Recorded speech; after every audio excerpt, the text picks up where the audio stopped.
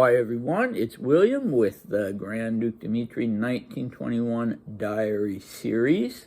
We are up to the 21st of March 1921, so a brief recap on the 20th, which was a Sunday. Dmitri and Coco Chanel drove back from they'd taken their road trip to Rouen, spent the night there, and the next day they drove back in her new Rolls.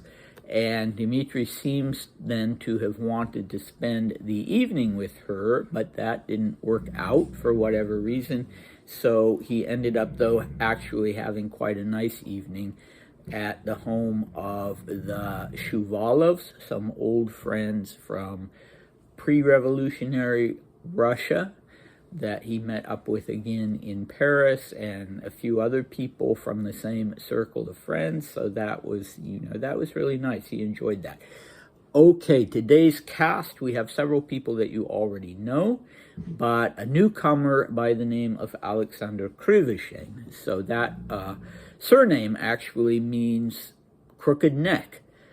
So kind of funny, but yeah, he didn't have a crooked neck. It wasn't a nickname, it was his actual surname, and he had been a person of consequence before the revolution and during the Civil War, so we'll find out more about him.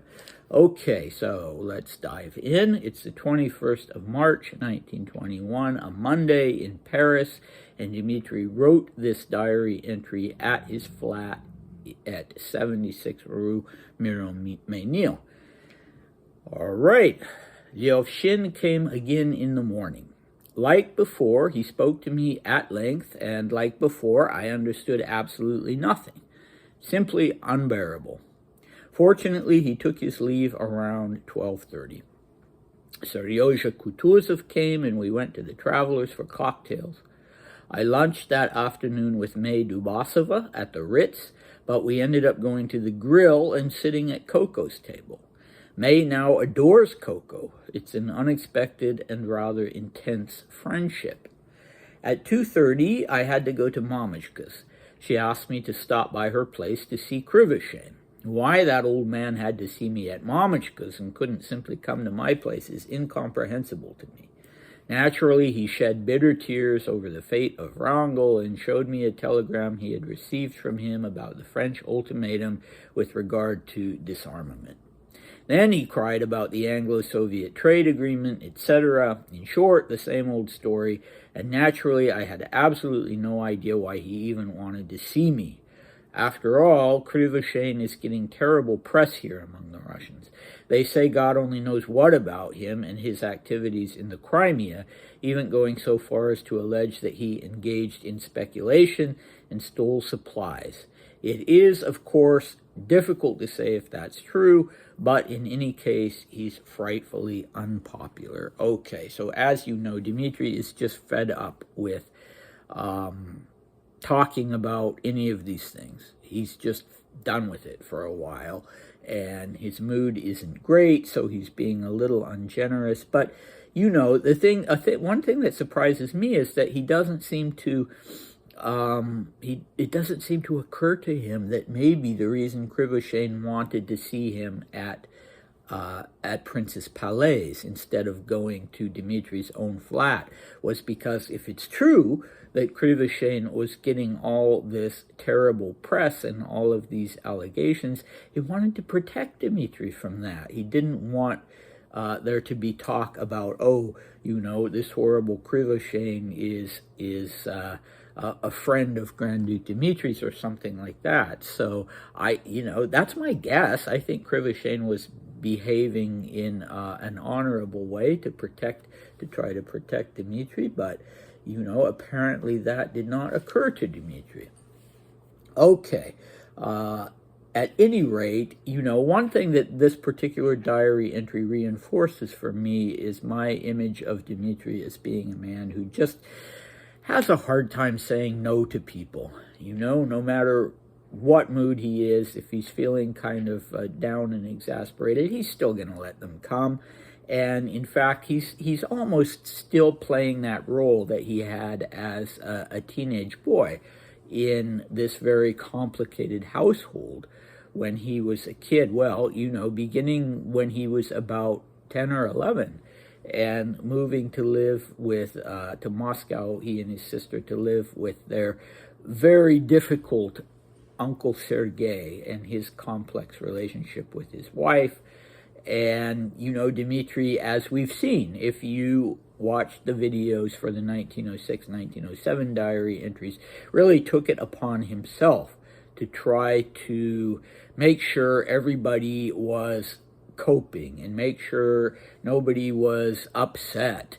And yeah, he took that role upon himself, and he still seems to be playing that role. He still seems to be accepting, people to come and see him, and not just lay out their own plans and their own opinions about what's going on in Russia, but to use him as a kind of shoulder to cry on. So I find that quite interesting. And even though he's not being particularly generous with Krivoshein, or with Lyovshin, I think that's something that speaks favorably for him. So Krivoshein was in his 60s. Actually, I'm getting a little bit ahead of things because I haven't really even introduced him yet.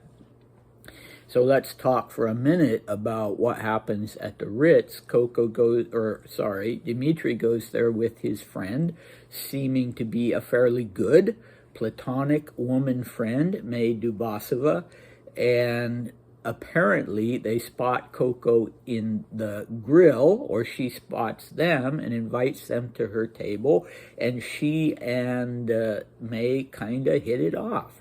I'm trying to decide if there's a little bit of irritation on Dmitri's part about this. It's kind of this weird thing he says about it being then this, intense relationship. And how could he say that? Well, of course, he wasn't writing this on the day. He wasn't actually writing it on the day that it happened. So maybe Coco and May had continued to be friends and close for a while. Of course, Dmitri and Coco would be leaving the next day. So when would they have the time? I don't know. But anyway, maybe Coco invited May to stay and chat with her longer, even though Dmitri had to rush off at 2:30 he couldn't stay with them.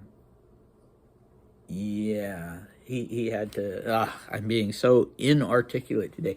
He had to rush off to go to Mamachka's, much to his annoyance, to see Krivoshein. So who was Krivoshein? Well, as I said, he was a person of some consequence in Imperial Russia and during the Civil War. Alexander Vasilievich Krivoshein, he was in his early 60s, I believe, and he had been the Minister of Agriculture in Imperial Russia during the time period when Stolypin was more or less almost the dictator. Nicholas II had really entrusted great power in Stolypin after the October Revolution of 1905 to take charge of things and to bring order back to the country and to modernize a little bit, although ultimately Nicholas was not comfortable with the modernization. Stolypin ended up being assassinated before Nicholas could fire him. Basically, he was assassinated. And yeah, Krivoshein was his minister of agriculture.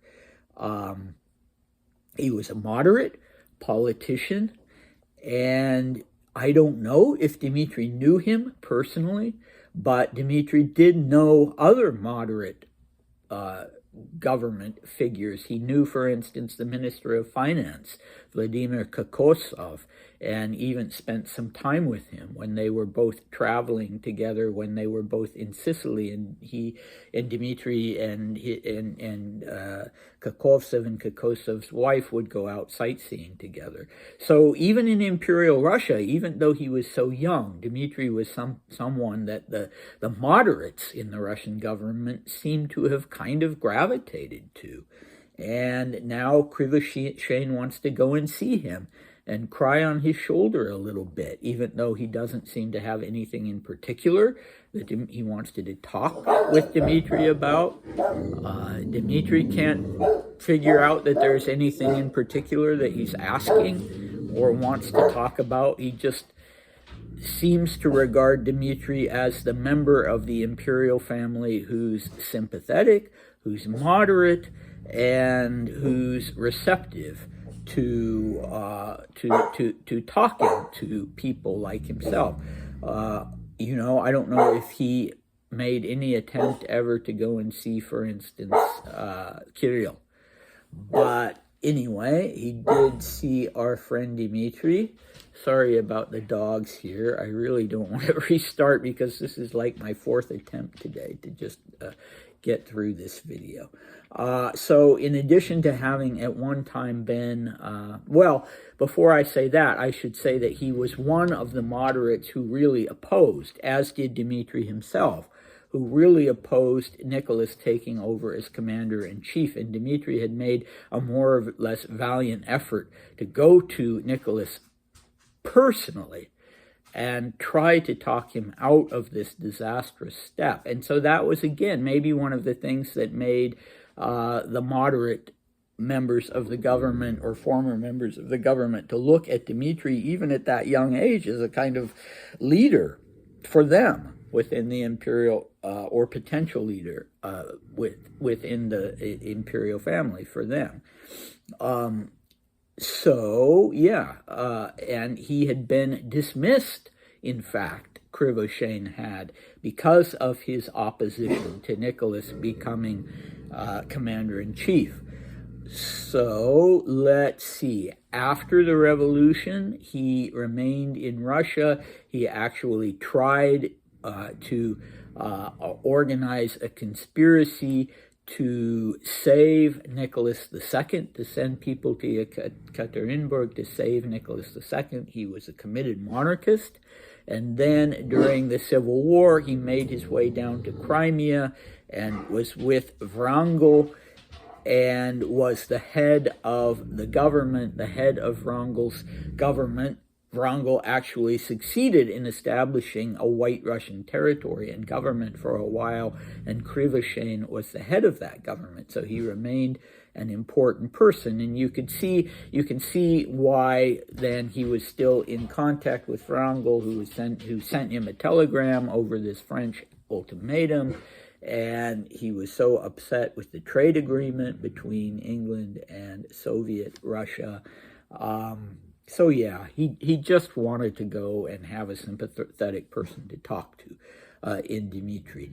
But I think, in all likelihood, as I said, the reason he went to Mamushka's instead of going directly to Dmitri's is because he wanted to protect Dmitri. Because, you know, it's interesting to me, and I haven't been able to find anything, doing an admittedly fairly cursory search online with both Russian and English language web pages to see if I could find anything about these allegations against Krivoshein, that he had actually, while he was head of the government there, that he had embezzled, apparently, or that he had actually sold crucial supplies.